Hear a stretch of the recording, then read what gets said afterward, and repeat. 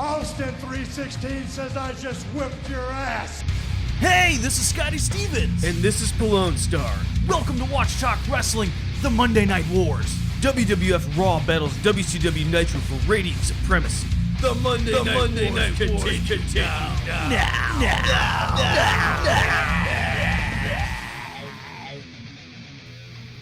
Ladies and gentlemen, welcome to another episode of Watch Talk Wrestling. This is Watch Talk Wrestling, episode 119 of the Monday Night Wars. I am one of your hosts. I am the best there isn't, the best there wasn't, the best there never will be. I am Scotty Stevens. And I am your other host. I am the living legend, the one, the only Lone Star, Scotty Stevens. You look fantastic today. Thank you. You do the same too. You look fantastic. Yeah, so anyways, for everybody who's listening right now, this is going to be a weird podcast because obviously we missed 1 week. Yep. Last night was a drunk fest, so we have so much shit. Like, people are watching Robbie sleep. Anyways, so we are recording right now. And because we missed last week, I'm going to go over quickly the week of 4/21/1997. We had Raw 206, Nitro 84, plus we had In Your House, Revenge of the Taker. In Your House, Revenge of the Taker there was only one good match. It was Bret Hart versus Steve Austin. Other than that, The Undertaker versus Mankind was okay. They botched the ending like 5 times before The Undertaker got upset and just did it himself. So, quite honestly, I would pass on the pay-per-view. Unless you want to watch just that one match. The Stone Cold match was phenomenal. Outside of that, Raw episode 206 and Nitro 84, definitely giving the edge to Raw this week. I'm going to probably give this episode like a 6.5. And Nitro, it was middle of the road. I'm just going to give it a 5. Okay. But I would say, in all honesty, the only thing that was worth watching that entire day, week, whatever you want to call it, is Raw episode 206. So I would say watch Raw.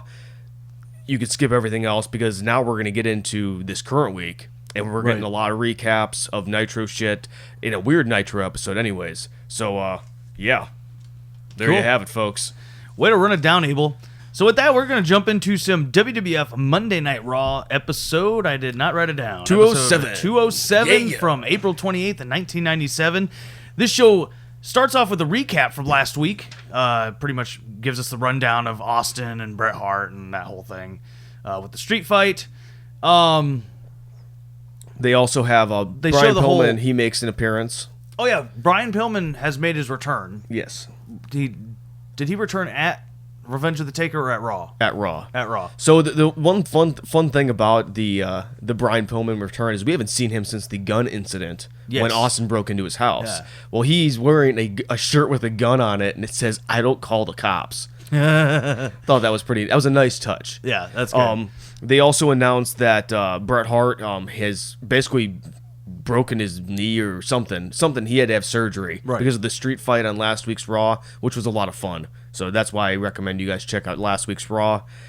Yeah. Keep going, Scott. So after that, we get into the intro for Raw. They are live in Omaha, Nebraska, and we kick off Raw with Brian Pillman. He comes out. He starts talking about how he needs to pray, and everybody else needs to pray. And he's praying for everybody. Bret Hart, Bulldog, Owen. He even prays a little bit for Austin. Yeah, which is kind of funny. Yeah. And then Austin, he's all of a sudden on the Titantron, and he's kind of talking some shit. And then, hey, his music hits. Austin comes out. Yes. He comes straight down to the ring. But as Austin gets to the ring, Bulldog and Owen come out of nowhere, and they try to, sabotage him. But Austin's smart. He gets out of the ring fast, gets in the crowd, and kind of hightails it. Yeah, and then he goes in the back and gets a fucking axe. Yeah, for real. He goes back, gets an axe, gets the axe off of the handle, and then makes his way back to the ring in the arena with an axe handle. Yeah. He basically cleans house the Owen Bulldog. Jesus Christ. For those of you guys that are listening to this podcast right now, we are actually Facebook living this podcast while our Bob and Rad Robbins snoring away. The video you can watch Robbie sleep live right now. And listen to us talk. Yeah. It's great. Live casting at its best. Yeah. So anyways, Austin cleans house. All is good. Austin didn't get the beatdown that he was supposed to get. And we move into our first match of the night. We got Flash Funk We do. going against Rockabilly. Rockabilly, because Rockabilly is, why am I brain farting on his name? Billy Gunn. Billy Gunn. There you go. Rockabilly's Billy Gunn. Mr. Kip James. I'm Jesus totally Christ. sucking at this right now. Anyways, so he comes out. So what did we learn from missing last week's episode? We learned that Honky Tonk Man has officially found the guy he's going to manage. Yes. And that is Billy Gunn, and now Billy Gunn is Rockabilly. Rockabilly. So anyways, it's good times. The match was okay. It was luckily short. Yeah, it's not a bad match. Rockabilly does get beaten by Flash Funk, and that was upsetting. Mm-hmm. So Flash Funk, unfortunately, he got the bad end of a guitar. Yeah. And there was dust. There was dust everywhere, powder everywhere. Vince is in the ring. He said, what is he doing? What am I reading Well, here? Bret Hart arrives in back via ambulance, and he's got his like knee all taped up and all that shit. Thank you for the beer. And anyways, so he basically comes out, and Vince McMahon is going to give him time to talk, and he's sitting on the ring ramp or whatever, and he's talking about the. Hold on just a second. We have to have a good laugh for a moment. He's on Facebook Live. People can watch us sleep. These are ridiculous. Anyways. That's all the beer from the Okay. garage. Thank you, Angie. I was getting low. High five. Sorry. No, you're fine. Thanks. This is the Bye. episode right now, so we're all good. I hope y'all missed us. Yeah. Anyways, Bret Hart's in a wheelchair. He's on the ramp, and he's basically he's got knee surgery. That's it. I don't know. That's it. He's got knee surgery. Yeah. That's it. So next match of the night, we got Legion of Doom going against Doug Furnas and Philip LaFon. I'm glad to see these guys back. It seems like Yeah. a while since we've seen them. They're good in the ring. They put on a good match with LOD. They get a little bit of... Yeah, actually, this match is actually really fun to watch. In the end, LOD does get a win. And then we kind of see a different side of Doug Furnas and Philip LaFon. They get kind of an attitude. And they're talking about how, like, they haven't really been given the shot that they deserve and blah, blah, blah. So they challenge LOD to a rematch Yeah. next week. Well, I can't remember if the thing that I they're think pissed- it just leaves it open. They just challenge them. They want a rematch. They're pissed off because the non-legal man was pinned. Oh, yeah, that's right. So they're pissed off about that, and they said that basically everybody in the WWE is against them. And I have a feeling that this is going to go, because I think they're Canadian. Yeah. So I'm sure that this is going to lead to some kind of weird Canadian angle. Or maybe they'll join up with Bret Hart. I have no fucking idea. But after that, we get a Sunny Undercover. Yeah, it's a recap from last week. Yeah, Shotgun Saturday Night. So Yummy. she invites some people out, and unfortunately for her, Mosh and Thrasher come out. Yeah, that was pretty And fun. they're eating popcorn and They're like just getting spitting it it all at over her. And yeah, it was good. It was good times. After that, well, I just put Ahmed Johnson freaks out. Yes. He is back there talking, and I feel like he kind of stumbled over some words, and then he just goes off, and I don't know, man. He says he starts shouting about how he's a gang member. Yeah. And then, I'm a gang member, Farouk. I'm a gang member. so how it starts is that last week he wrestles the Sultan, and I guess he injured the Sultan, but then Farouk and all the nation come out and they beat him down. Or, whatever. Yeah. So anyways, so he's talking about how, he hurt the Sultan, but it's not his fault. He was going against 3 guys at the same time. Right. They were trying to kill me. yeah. And then he's like, Yeah. I accept your challenge, Farouk. We're gonna do this gang match. And I'm a gang And member. I'm a gang member. And Really? he starts like throwing shit, and then Vince McMahon's like, okay, yeah, we're done now. Yeah, like he just sounds like what the shit? Like get the shit off this guy. Yeah. Gang member. Good lord. We see Brett, Owen, Bulldog talking and planning backstage. We don't really hear what they're talking and planning about, but we see them. They're Yeah. doing something up. Next up is our next match. We got the Intercontinental title match. We got Owen Hart versus Rocky Maivia. This was a fun match. This was a very fun match. Before I forget, because I meant to mention this in the very beginning of the episode. So at In Your House, Revenge of the Taker, he doesn't use it as his finisher, but Rocky Maivia uses the rock bottom for the first time. Right.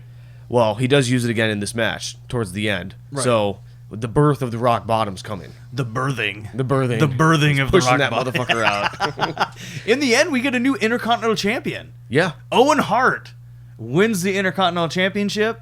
He goes up the ramp to where Bret Hart's waiting on his wheelchair, and Owen Hart puts the strap over Bret's shoulder and said, "I did this for you, Bret." Yeah, but This he is dedicates the your match belt." to him.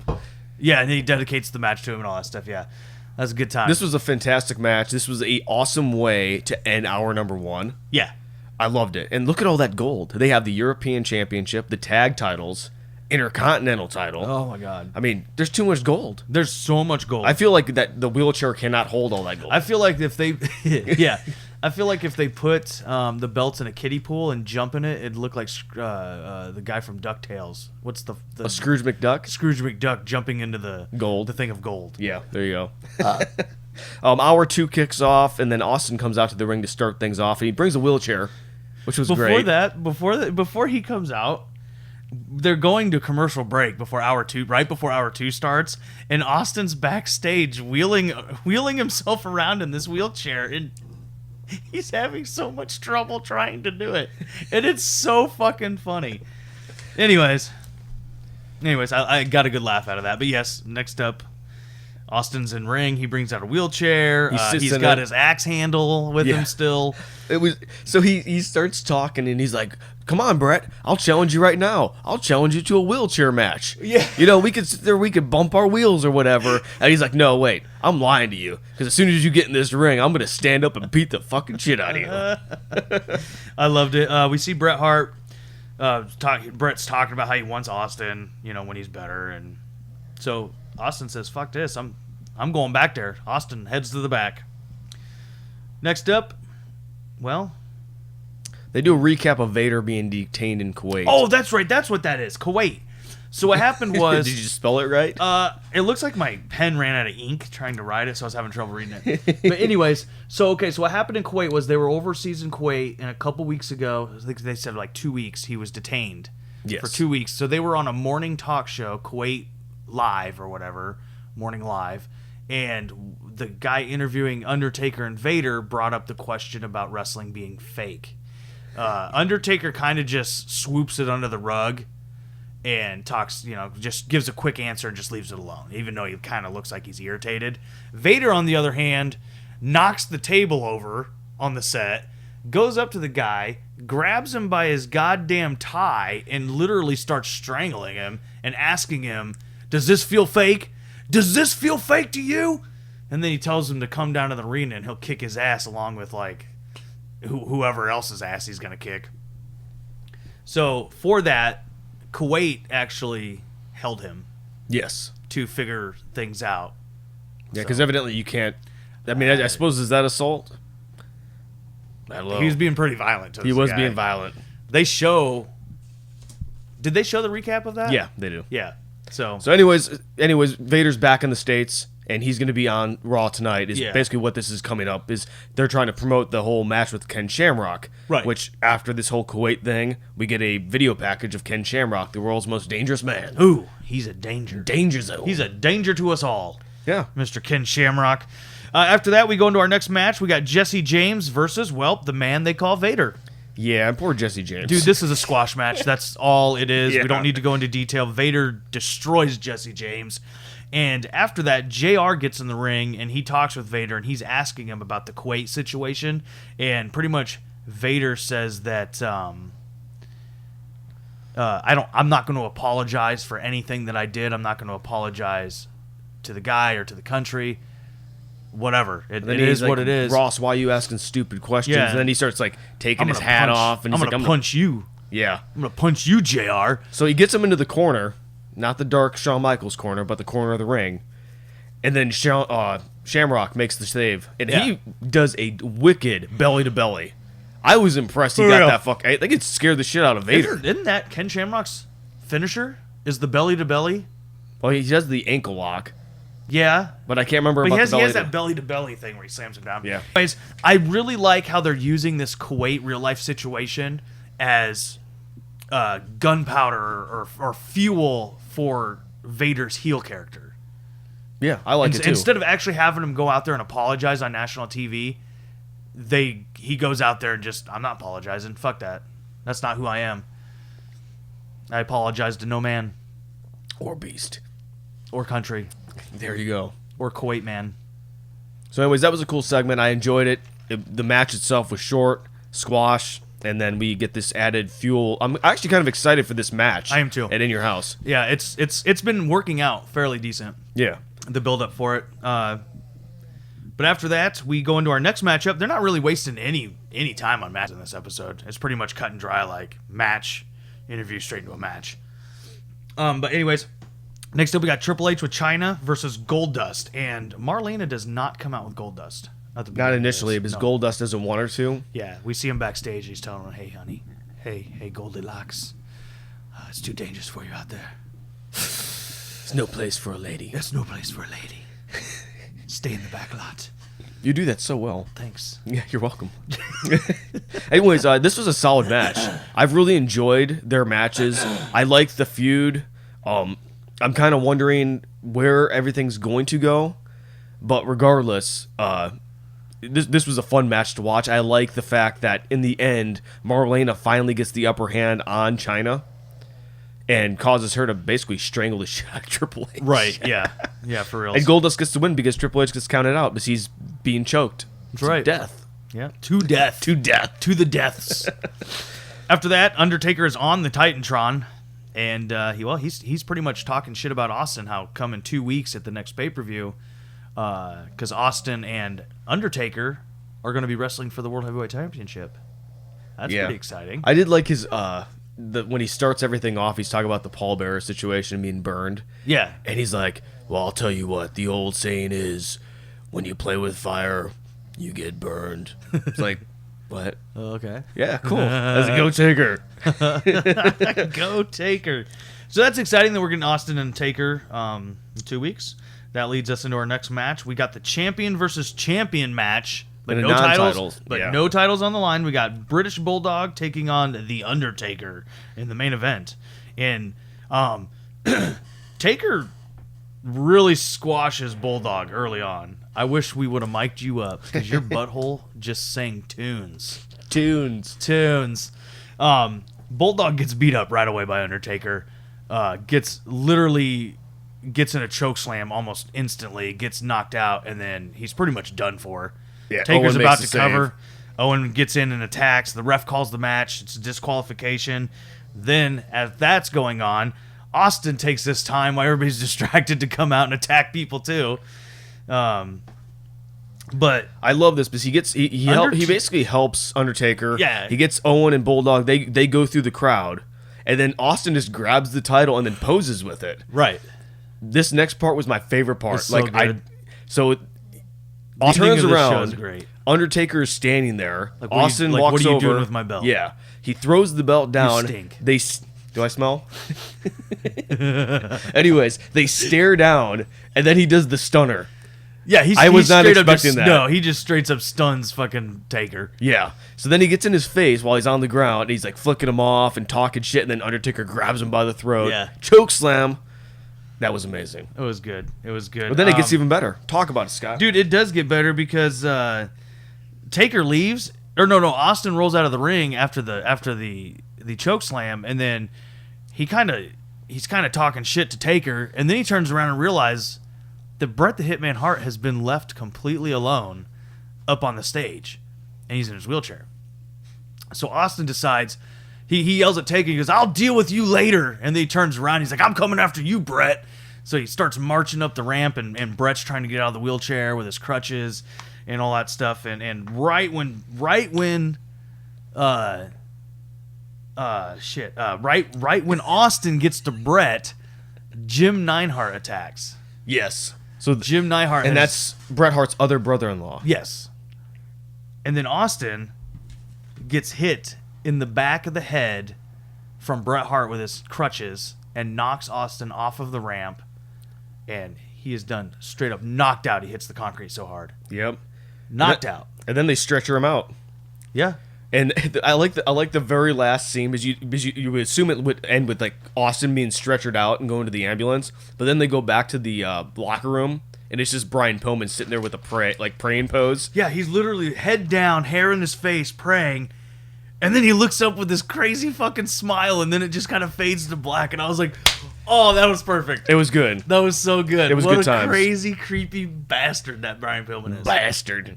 I should have took, and right when I saw that, I was like, I need to screenshot that.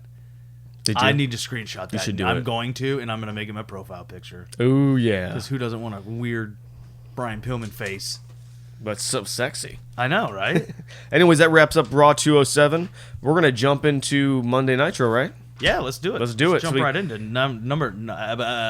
Nitro episode 85. Yeah. Really killing it tonight. Okay, so this starts off with a recap of Ric Flair beating Vader. It was for his last heavyweight championship? I think. Something like that. It was 14th from or like something. it was from like 93 or 94. Yeah, but it was for like his record-breaking 14th win. or Regardless, it was just a weird. I mean, I don't know if they were just trying to take something. a shot was at WWF. really It was out weird. of place. Yeah, But- yeah. Their whole point, I guess, is that he's going to be wrestling a big guy like Nash, and he's showing that Ric Flair could take on the big guys just as well as Right. anybody else. And after that, guess what they tell us? What? This is a special 1 hour episode edition of Nitro. Yeah, so it 'cause- is not 2 hours tonight. Yeah. They don't Not say 2 hours. why. They don't say why. No. Oh well. Anyways, that's going to happen in May. Flair is going to be going against Nash at some point, I guess. Or Yep. it's going to be whatever. Anyways, Coming up Piper at and Flair Slamboree, come out. They're going to be wrestling. Yeah, so Nitro kicks off with Flair and Piper. They come out to the comm table. They got their own microphones, and they pretty much call out Nash and Hall in the NWO, and they want a match with them tonight. Tonight. So maybe, I don't know, maybe we'll get a word from NWO later. Yeah. So after that, we get the intro for Nitro, and then they tell us we're live in Norfolk. Norfolk. Norfolk. And we get our first match of the night. Yeah, we do. We It's got a the US Prince, title match. Rocky Light Rocky Light versus Prince Malenko. Ikea versus Dean Malenko, and this is mostly yet again Dean Malenko really going on this rampage of just being kind of the tough guy that Dean is. Yeah. It, Kind of that it was a vicious- solid his match. vicious side. It was definitely Malenko heavy as far as God, yeah. offense. I enjoyed it though. I thought it was a good opening match, especially having the title on the line, United States Championship. But then they make a big announcement during this match that Double J Jeff Jarrett has challenged Malenko at Slamboree for the U.S. title, but Dean Malenko has not yet accepted. Go. So hopefully we'll get accepted soon. Or find out what's going on. Sorry, we had a party last night. I'm tired. With that said, we go into our next match. We got Juventud Guerrera versus Six. Again, it's nice to see Six actually wrestling on the show. This was a fun match. You finding what you're looking for?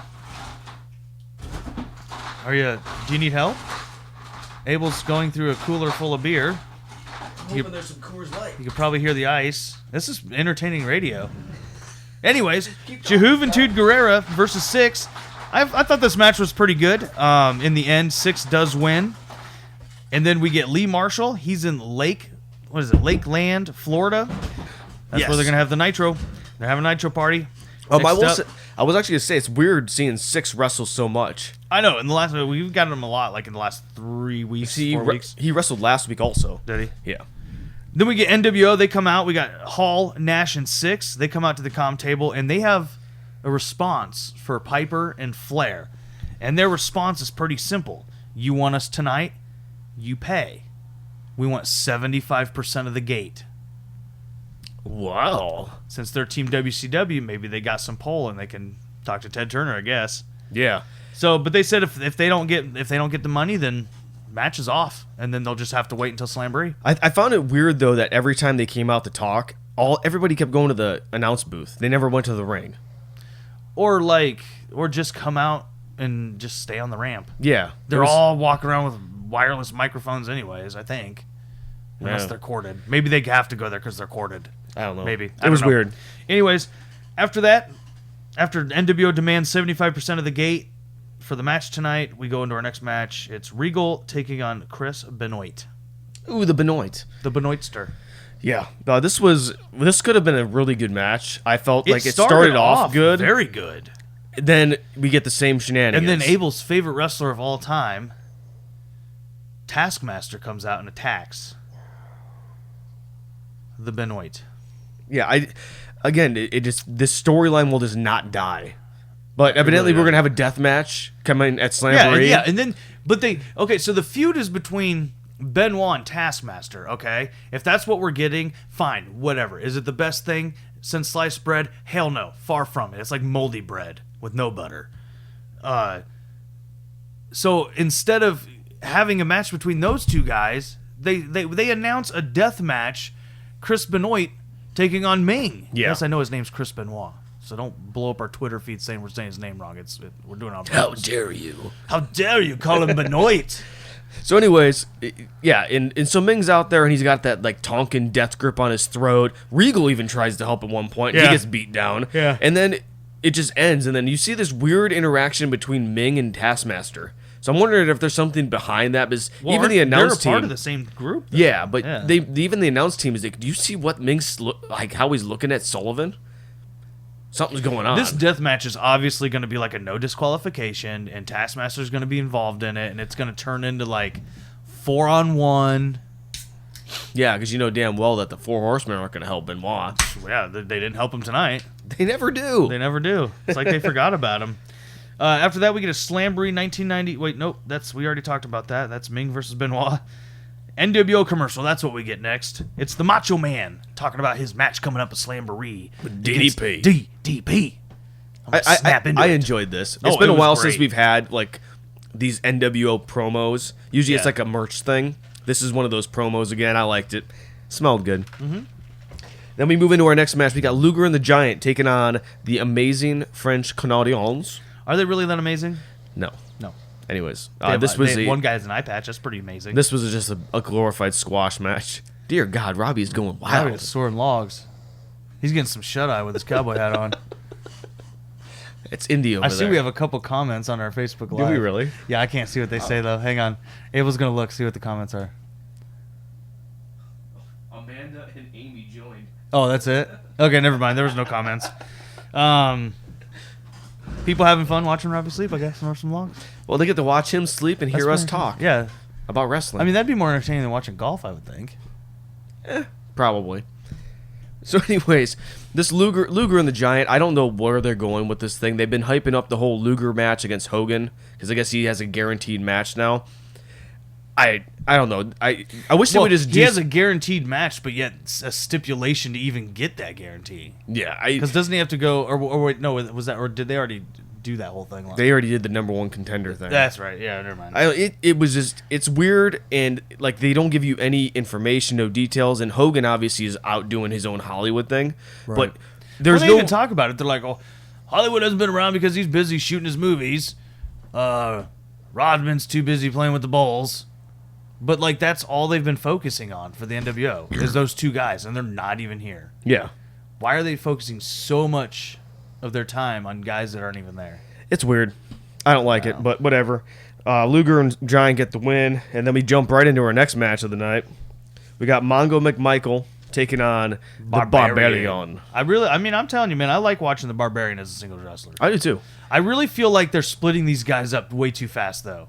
Because, like, they really started getting dominant and really felt like they were, like, powerhouses in the tag division. Well, even they got a couple title matches that they lost, and now they've been splitting them up. Like, they haven't been doing any tag matches. But even the fans like them. I know. I mean, like, the fans were hot for the Barbarian and Ming, and now it's like, okay, Faces of Fear are no more. Right. And I get maybe eventually you want to try to run them as singles guys, but god damn, they were still getting hot in the tag division. I just don't understand why they broke it up so fast. Yeah. And maybe they haven't really broke it up yet. Maybe just the last couple weeks they've been using it differently, but I hope they're not broke up yet. This match, it kind of goes in and out of the ring. It was not very good. It definitely did not warrant being the main event.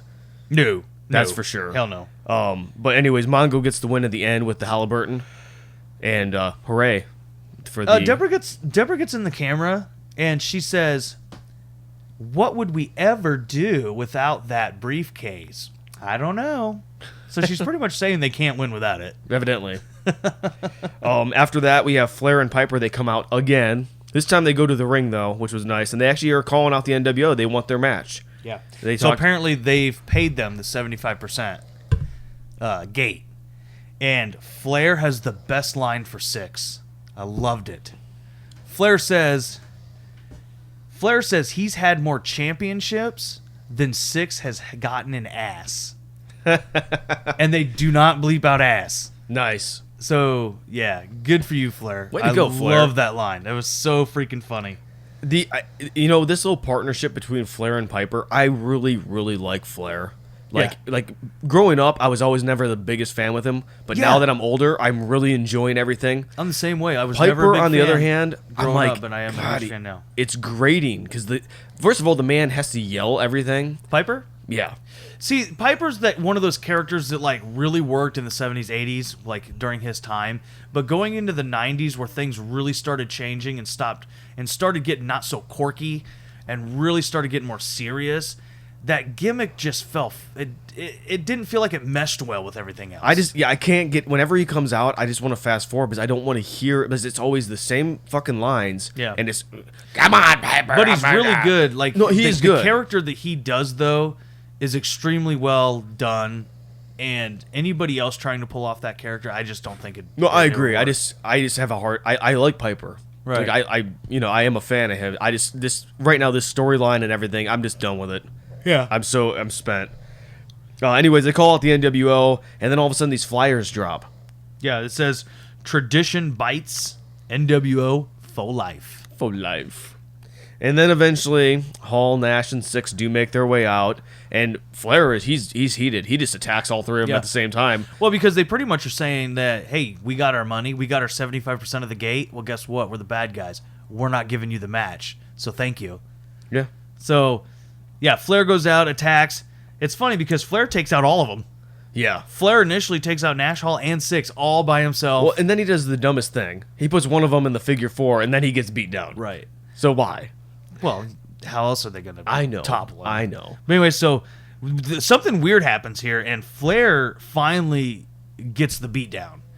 The Nash, Hall, and Six are I almost said threesoming him. That'd be a foursome. That would be a foursome. All three of them are beating They're down. beating him down badly, and Piper's in the ring, and he's not coming to his aid, and Flair's yelling for him, Piper, help me, Piper, help me. And then Piper's just standing there like with this crazed look on his face. And Yeah. then like after 3 minutes, he finally jumps out of the ring and goes helps him. Yeah, and then, and then it cuts yeah, right away. it ends right when Piper throws the first punch. Yep. When he gets down there. So I mean, is that something to look into? Like, do we see problems at Slamboree? I don't know. We'll find out. Because I I mean, think it's- Slamboree is in 2 or 3 weeks. Or no, 1 week. Yeah, Maybe. I think it's in a week. So I don't know. We'll find out on later editions of Watch Talk Wrestling. Dear God. Good lord. God damn, dude. I hope the mics are picking that up. I hope so too. Oh, he's stirring. He's stirring from a slumber. Anyways, this has been a fun podcast. Yeah, it's been all right. I just hope it's as fun when someone listens to it as it is right now. So anyways, let's jump into reviews, Sky Stevens. Let's start off with you. Yeah. Episode 207 of Raw. What'd you think? 207 of Monday Night Raw. I enjoyed this Raw. It was a lot of fun. It was very Austin heavy throughout the whole thing. I love the feud that Austin has going with this whole new like Hart Foundation. We get to see Jim Neidhart, which was awesome.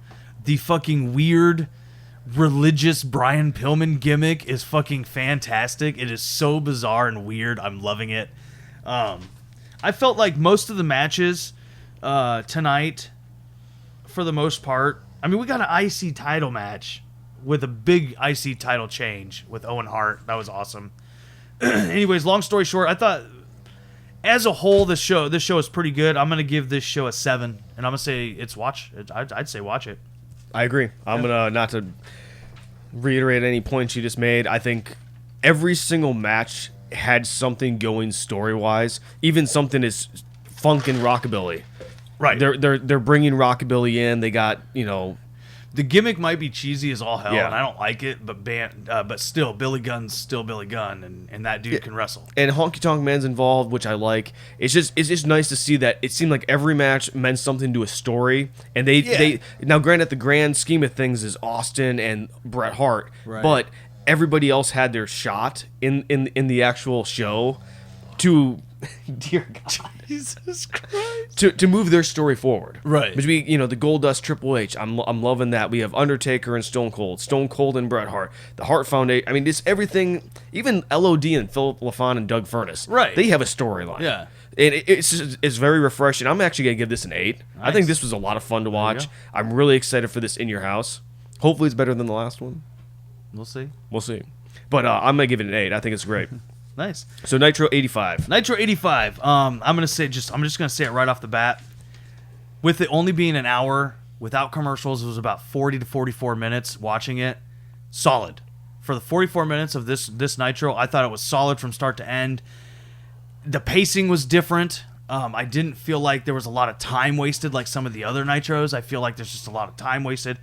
I did enjoy the Flair and Piper stuff this time around. Some of it's kind of hit and miss for me, but I enjoyed it on here, and I really enjoyed NWO demanding things like we want 75% of the gate if you want that match. So then they oblige, they give them the money, and then they come out at the end and drop a bunch of flyers and pretty much say, "Hey, thanks for the money. We're not giving you your match because we're the bad guys." Yeah. I loved that aspect of it. Again, here, a lot of the matches that took place had weird finishes, just to continue story stuff. That got a little bit old because it seemed to be almost every match. But other than that, I thought it was a pretty solid Nitro, and I'd say it's watchable, and I'd probably give it. I'll give it a good 6. Okay. Yeah. I was not as high on this Nitro, even though it is 45 minutes long.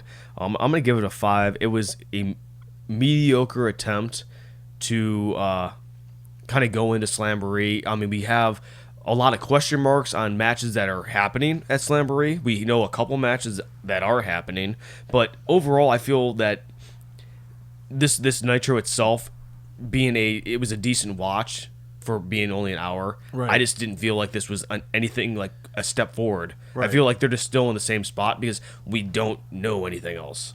I mean, even Kevin Green wasn't there. That's and true. he's been part of this whole NWO feud since the beginning. Oh, I know, So yeah. where was he at? Like, I mean, there's just a lot of question marks, and I think there's just a lot of things that maybe that's why it's only an hour long, because maybe there was just a bunch of no shows.